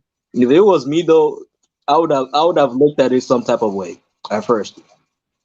But I don't react too quickly to things when it comes to hate. Just like I'll first look at it, examine it, then I'll show my reaction. That's how I see it. That's why I don't take Michael Jackson seriously. Well, not me, because I would have just went right in. He came for the smoke. He gonna get it. And Ball Fact said J&J be working working hard for real. Yes, she does, man. I appreciate J&J and our talks every day. And one thing about J&J, she's one of the most positive people to be around. And she always sees the light at the end of the tunnel, and you need to be around people like that. Yep, I agree 100%. Those are real friends. Real friends they're honest with you, but they're always positive. Right, DJ. Unlike some of mine, man, they tell me they see the light, and I go and look, and it's a train. You found out she's throwing shade. Right. I bet you won't say their name. Nah, I'm playing with you, Coach. Laquita. Jerome. You better watch out. That dude name was Jerome. Well, his screen name was Jerome. Right. Yeah, we pass fades out. Hey, Hoop, I want to ask you a question, brother. Did you hear Anthony Edwards calling out his senior teammates, man, for not playing hard and playing defense? I did not. But I did not, but I've seen that shit like literally in my real hoop life. That sometimes you need youngers to get in your ass because when you nice and tenured, you get used to a culture. And if that culture is losing, I don't care what you are, I don't care what program you came from before that, you start to accept it intrinsically. And I say this because I remember my senior year, we played against SMU and we lost. That's when Donahue, the dude who's at North Carolina, what's that dude's name? Doherty, Matt Doherty. Matt Doherty was the coach. And we played SMU and we lost. And the seniors was like, all right, we lost to SMU. Let's move on. And I remember one of my teammates, I call his name Ivory McGilvery, man. So he's from Dallas. So that was kind of his homecoming game. He was just so amped up. And we the seniors like, man, shut up, man. We supposed to lose this game. And so he just wasn't having it though. So I see that young spirit. I can see the juxtaposition in those two things because man, you need that though, man, to break a losing culture. And we know the Timberwolves have a absolute losing culture. So I think it's a good thing. So but my question though, how do they move forward when you have all NBA dude like Cat and an all-star like D-Lo and they getting called out by a 19-year-old in Pampers? What's up? All right, you ready? Yeah. Get rid of him.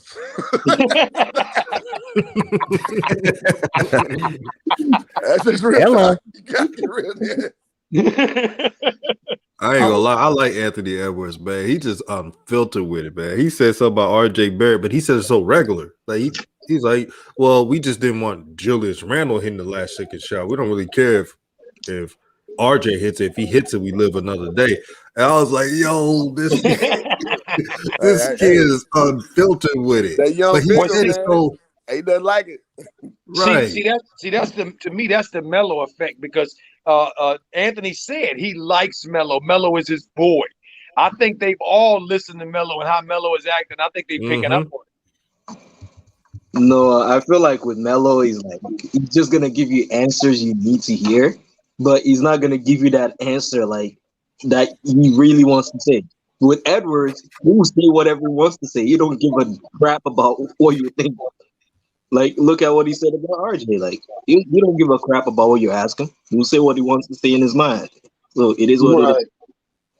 That reminds me of when they were interviewing Melo and they asked him about Gordon's injury, and the interviewer said, "Well, we just talked to the trainer, and they said that Gordon's going to be out." He said, and Melo went, "What? I hadn't heard that. I just saw him in the locker room. He told me he was fine." I remember that. See, or when he was talking about the game being moved around, when he was talking about when JB was saying about him coming off the bench, and Melo said, "Well, I ain't gonna never agree that I should come off the bench. I'm never gonna say that's a good idea." So just stop asking me that question because it's not a good idea. Yeah, you know it's sad out there. The you know what's worse than a JB fan? What? Is a Devontae Graham fan. Oh shit! Out of all people on the team, him. No offense, but man, they putting out his picture like, oh yeah, they gotta win. over the OKC Thunder. I'm like, come on, it's the OKC Thunder. It looked like a freaking G League team last night. Stop the crap. It was a G League team. Didn't look like one. It was. No SGA, no Horford, no other veteran players leaving, buyouts. Hey, man. Nothing but young players. Me, you, Mike, Coach, DMX, right. OKC, bro. Right. Right, yeah, man. Like, guys, with these fans, you know that the Borrego and Tebe fans, all they care about is just like, well, as long as we get a win, it's all that matters. Right. With Tebe fans, the thing is, the Lamelo can be trash and they don't care. Like, they don't give a damn who's who. So they will defend the organization. Like the Tebe fans defend the organization more than the Borrego fanboys. Borrego fanboys are just like, well, you think you can coach better than Borrego, but the Tebe fans will defend Hayward. They will defend Borrego. They will defend everything in their mama, and they will still think the team is good. They can win against mediocre teams like the Thunder, the Cavs, even teams like the Hawks, and they'll say, well, we got a W, so it doesn't matter. But face the Celtics, you'll be trash. And then you see them beside. Taufeeq, one thing I appreciate about Laker Nation, even when they won championships, they still was critical of Phil Jackson. Because they didn't want to settle. Like Coach Joe, you know this. They don't want to settle for mediocrity. Here in New Media, we're not going to make excuses for mediocre play. I made a video a while ago saying LaMelo was passive. All the shines came on my channel. You go, DJ. Like, DJ, you can do the same thing about Raptors fans. Like, just because we win a ring doesn't mean that Raptors fans don't like complain. Like, I as much as I'm a Laker fan, I still represent my city, so I support the hometown team. So my hometown team is trash. I still criticize the damn team and criticize their moves, like moving DeRozan out. That okay, fine, that's nice. Now you trade away DeRozan for a bag of chips and milk. Like, what do you got? Nothing. And that only gave you one championship, and you lost Kawhi for nothing. Just like Charlotte, like Kemba Walker, like for nothing. Hold on, big fella. Hold on. I gotta get your pushback now. Hold on, big that one championship is what y'all gonna see probably the rest of y'all existence. That was money well spent, sir. Money well spent. Ask the Sacramento Kings how it's working out for them with drafting guys every year. The Timberwolves, money well spent, sir. At least, and you know, hey, I gotta jump in here too. Hoop, man, this is gonna be a record, brother. Me and you ain't agreed this much since Hector was a pup, man. What the heck is going on? We all better go out and play the lotto. What's your birthday? My birthday. We need to play the lotto. Hey, but he absolutely right. Come on now. If they had to give up Drake's plane to win that championship, they should have. Hey. I just don't understand why. Well, I do understand, but you know, when the Spurs traded for DeRozan and got less when they could have got more, they were trying to upcharge the Lakers more. And most likely because they don't like the Lakers and they're in their conference. But gave, you know, the trade just didn't make sense to me. Basically, you know, that didn't make sense to me. You know, you could have got more for Kawhi. But the thing is like, at least the reason why I'm not gonna be so hard on the Raptors is like they made a move that got them wins. Unlike Charlotte, he got them a championship. He got them a championship. Exactly. You see who Charlotte traded for? They traded for a guard when they needed a big man, and that's why I find it so funny because you traded for something that you don't really need because you're scared that your future point guard is injured. And you think he's out for the season. But you know what, though, Taufeeq? For me, they needed a guard as well. Okay, they needed a big man too, but they needed a guard. Remember, they don't have no ball handlers, and they don't have no pass no pass first people on their team. Everybody's hurt. Good, yeah, good point. Because And you even said, Taufik, you even said when you pointed out from Rick Fowler's article that they're losing 90% of their offense. Well, if the guys that you place them with can't generate offense or can't help others get offense, then you're really in trouble. that is true because 90% of their offense revolves around 3 players, and when Right. it gets around the playoffs, the Nets will have to focus on guarding LaMelo type because it facilitates the offense, and Hayward won't be able to get buckets. So would Monk. So now you have to choose who has to step up. Well, but see, they needed a big man and they needed help because they lost Melo, one of their main ball handlers, and somebody to facilitate the offense. So they needed both is the problem. Okay, but they didn't make no moves for both. They only made move for a journeyman, so it looked like they wasn't really doing anything.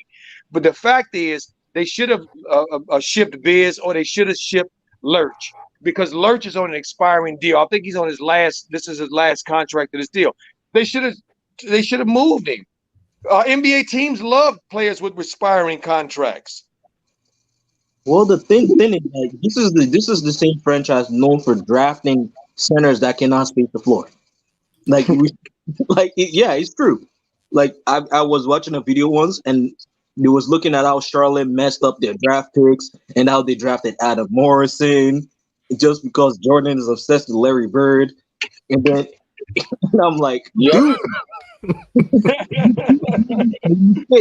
Then you draft centers that cannot space the floor. You drafted Zeller. Then you traded for Biombo. Right. Like, what in the world is wrong with you? I mean, Like, I thought what you thought he was putting together a team so Bismack could be the Sam Goma. because I mean, come on, what did he bring Biz there for? nothing. Nothing. He's the only shooter. Zeller is the only shooter amongst the two, but he's not really a floor spacer. And the funny thing is that the Hornets are guard heavy. Imagine if they were actually smart to actually give Nate Darling minutes, Grant Riller minutes. Even you can even put one of the twins on the bench because one is useful, and then the other just send him to the G League. He's a bum. But the Nate Darling, Grant Riller, Nick Richard, Vernon Carey, those guys, you need to give them minutes because you have guards to replace LaMelo. Nate Darling is actually a perfect replacement. And then you just sit him on the bench for nothing. Y'all see that by Elijah Shaw? OKC G League got blew out tonight like the Hornets should have done. But we was being too critical for keeping it real. People don't like it when we keep it real, man. Like I've seen DJ be called a clown, a LaMelo stan. I'm like, LaMelo stan. I know what a LaMelo stan is. A LaMelo stan is another way to say Meloholic, but it's a more disrespectful way to say it. Like you're saying, like, I'm just a fan of this player it's like Flight being a Curry fan. And if you say anything negative about Curry, he's gonna get mad. That's what a stan is. Someone you know what? It's okay what they're saying because we're all fans of something. Yeah. Everyone's a fan of something. Facts. That's part of the human construct of being a human being. You're conditioned to be a fan of this. You're a fan of some travel spots. You're a fan of a show. You're a fan of a song. But as long as anything, that's it. Like it's just like the disrespect is just making me look like, why are you guys overreacting over things that when people give constructive criticism about your team, it's not because they hate your team. Like people can have opinions. It's just that you're anti-opinion unless it fits your narrative. That's what I don't like.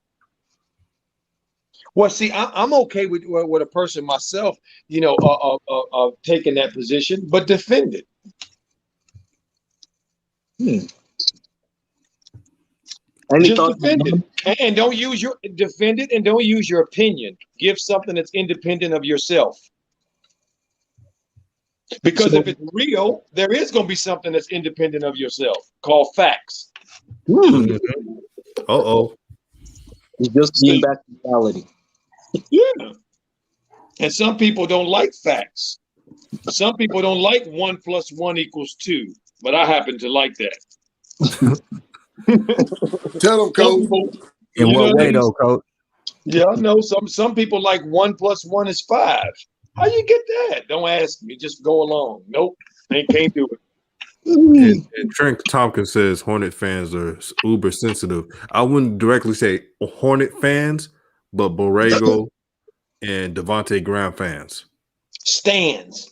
Yeah, stands. That's even worse. Stands. Boy, they talking about he should. Coach Joe, drop the mic. Everybody that's listening, there are literally JB stands that believe James Borrego should be Coach of the Year. Oh, DJ, you know what? I would vote. DJ, I would vote. I disagree, Coach. No. I would vote because when you get Coach of the Year, that means next year you get fired. So I would vote for him. Can I vote? Coach. The thing is, Coach of the Year doesn't mean you actually are going to be kicked out. But no, it does. If you look at the history of it, usually when you win Coach of the Year, the next year you get fired. So yeah, I want him to do that. Well, if he wins Coach of the Year, it means that his team performed best. But if your team choked the next season, they're going to be fired. That's the thing. No, all I care about is the firing part. I don't care about the other part. If JB wins Coach of the Year, Coach, let me hit you. If JB wins Coach of the Year, he's going to get his contract extended. No. I'm telling you, it's a curse. When they give you that, the players are going to rebel very soon against you because then you're going to swell up and act like you know more than anybody else, and you're going to end up getting fired because they're going to quit on you. That's what's going to happen to him. Oh yeah, we've seen that because I could talk about my Raptors how we got Dwayne Casey kicked out the year after he won Coach of the Year. So thank you. You actually have a point. Wait a minute, I said that to you because you know that because that's your team. Yeah. The thing is, I want to be devil's advocate for Borrego in this one context. Okay. I will and me and Coach got into a crossroads on this argument many months ago. Hope you're gonna kill it tonight. I thought we was on the road. I'm not gonna go there all the way. All I'm saying is whatever happens on your watch as a coach, you get the credit. And if it don't happen on your watch, you get the shame. That's all I'm an advocate for. So I'm not gonna sit here and pretend that I thought that the Charlotte Hornets were gonna be nothing else but a top 3 draft pick again this year, even with Lamelo Ball greatness, right? So they are a formidable playoff. I mean, it's the East. I get it. It's the East. So I got to give him credit for that, having a competent team on some level. Now, Coach of the Year, shit, no. But I do want to give him credit for having a upstanding program in some capacity because, as we know, Charlotte has failed to do that in so many years, man. So I do want to say that. All right, y'all can keep grilling Borrego now. Coach of the Year for me is just like, well, your team must have the best record. That's it. Like Quinn Snyder or Doc Rivers. I'm with that. Of the year. Because your team must be the top team in the NBA. Like even the Phoenix Suns coach Monty Williams can be given Coach of the Year. So already we have 3 contestants. Giving Borrego an award when his team is 14th in the NBA overall makes 0 sense at all. Yeah, but we're not trying to make sense. We're trying to get him fired. I see it. Like you keep going to that sense thing, Tal. We're not going to that, Tal. We want fired. We don't want sense. Hey man, Borrego gonna pull up at your crib, Coach, and put a few shots in the air, man. You better chill out. Wait a minute. If Coach Borrego do that, I'm gonna fire it back. But if James Borrego do that, I'm gonna ask him what is his problem. Because the only issue I have is with Coach Borrego. I don't have an issue with James Borrego. And he was James Borrego long before he was coaching. It's the coach who I'm upset with. And see who the only I want to just say this. See who for me, the only real coaches of the game are in high school and college. Ain't nobody on the NBA level teaching basketball. They're teaching concepts. Okay, they're teaching basketball. So that's why I don't give them that credit. They got people that are coming to them that are professional level. So that means they don't need to teach them the game. I get that. They know the game. You're getting finished products more or less. I get where you're going. Yeah, that's why it's absurd. Who for me with these people talking about these stands, these JB stands talking about what he did for Melo. Yeah, right. The same thing that Mike Krzyzewski did for Kyrie, in his shortened season, prepared him for the NBA through osmosis. Yeah, I get it. Except actually his dad did it. He had one and done talent to begin with. I understand the sentiment. So that's all I'm saying. College you can teach, high school you can teach. You can't teach in the pros. You don't have time. Yeah, unless you got something extremely raw that you cultivated.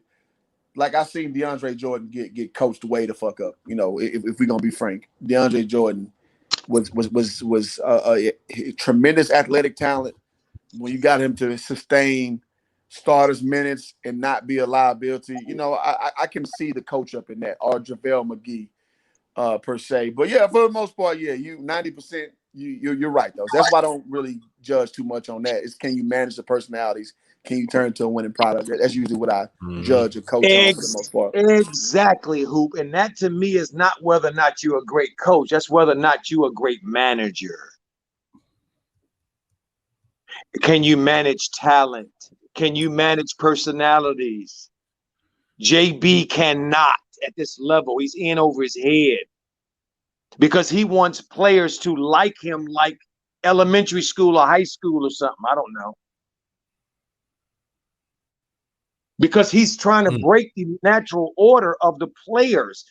Hoop, you know this as well as I do. When you get to the pro level, it shakes out with the players because why? That's where the rubber meets the road. Them the dudes that's making the money, them the dudes with all of the pressure, them the dudes with all of the bullseyes on their heads, and they're not going to let nobody else try to take credit for that. You think LeBron James going to stand for Frank Vogel taking credit for what, man? Well, I'm with that, and at the same breath, I hate hearing LeBron James say, "Oh, he ain't never had no coach." Well, I mean, shit, how you want it? It's he didn't need one.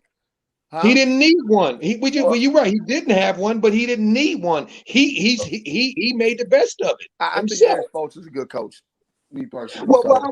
I'm not. I think he's a good manager. I think Eric Spoelstra is a pretty good manager because of Pat Riley. Because Pat Riley was a good manager as well. Well, but I don't say this. But I don't think they taught LeBron how to play the game. I don't think they did. I think Spo made him commit to defense like he never really thought about, and that's why they fucked it. If you remember LeBron bumped him coming back to the huddle and stuff, and Chris Bosh was like dissenting against it. So he did instill that defensive mentality into them. So I cannot not give credit for that. Let me say who did he instill a defensive mentality, or did he just say to LeBron, "The buck stops here. Stop bullshitting, LeBron, and play defense. You know how to play." Shit, that's coaching, man. You got to. That's managing personalities. That's not teaching them how to do nothing. That's just telling them to do what they know how to do. Ain't that just telling them to do what they know how to do? You got to teach guys to buy in to, because defense is one of the hardest. It's the easiest thing to teach, but it's the hardest thing to teach. Why? You got guys like Boeheim who teach you how to play zone your whole life. No, Hoop, you can't do that. We can't go to college. Stay in the pro game, please. Well, no. I'm just telling you about the development. I mean, the Miami Heat plays zone, so he kind of has a point, Coach. Yeah. It's not the same kind of zone. It's not the same kind of zone. That's not the same kind of zone. We can't talk, and they don't play enough of it. Because you were like, so thinking Nolan Richardson, who taught that matchup zone shit. Like, you can't run that in the NBA. So I agree. When you break that mentality, it takes a lot. Like, because dudes don't want to do it. Like we talked about Pat Bev earlier. Dudes don't want to lock up on defense. It's boring to them, to a lot of cats. So when you get them to commit to defense like they do their offensive game, to me, that's coaching, man. And it's exhausting too. It's exhausting too. You goddamn right. See, Hoop, listen to me, my brother. The reason I'm saying this to you, my brother, because my dad coached. I know what coaching is. They don't coach on the NBA level. They manage.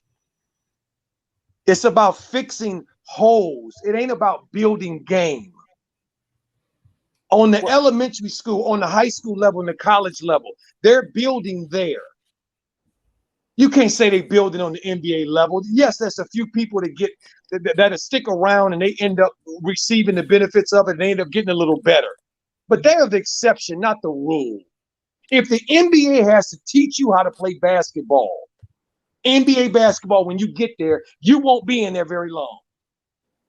And I ain't talking about them dudes. I'm talking about the dudes when Melo ain't one of them dudes either. He didn't need Borrego to teach him how to play NBA basketball. See, I think we playing word salad right now, and I don't want to get into that. I just want to basically with semantics, as it were. And I don't want to do that. Yeah, go ahead. Hey, yeah, we've been here for a while, but it's a great show. Coach Joe, who jargon dropped the mic. Y'all been on it today, but man, we've been in for like 2.5 hours. 2 hours and some minutes, but yeah, we dropped so much heat today, man. It's crazy, man. This is one of the most fun shows. Probably, I'm gonna say right now, this is the most fun show we've done on a live stream. I truly believe that. Get them likes truly up. Believe that. Get the likes up. Any last words before we head out? Well, I'll end here with I want to just thank DJ again. You know, DJ, I always have to give you your flowers, my brother, for providing opportunity here. DJ's Raw Uncut Truth, #New Media, Nation United. Thank you. You're welcome, my brother. You do an amazing job of it. Thank you, family here, for showing up and this long. We've been here a while too. We appreciate this. Has been amazing. Hoop, man, appreciate you. Mike, appreciate you. Tail Fig, appreciate you, brothers. Man, you brothers made the show a lot of fun and very informative for the family. And we all on the same page. Let's just keep it real. We all just sharing different perspectives. So you guys have a great day. And remember, I like to say Ubuntu. Because of you, I am. Because of me, you are. We are. Have a great day and a great night. Thanks, fellas. I want to end. I want to say thank you, Mike. I like your perspective, brother. So we got to keep rocking. DJ, as always, thank you for the platform, bro. You the best coach. You don't know what you're talking about. So that's all I got. I appreciate you, Coach, man. DJ, thank you for having me on the show, man. Coach, all love is always. Hoop, all love is always. Y'all always welcome on my show as well. And I know the same likewise. Hey, man, if y'all can, man, get this likes up for this video. Show some love to DJ Raw Uncut Truth, the president of New Media. No doubt, man. I appreciate the love and should have a show tomorrow morning. Not tomorrow morning, tomorrow night. Tomorrow night. Evening. All right. Peace out, everybody. Peace and blessings. Let's roll. Let me tell you something. Back in my day, let me show you.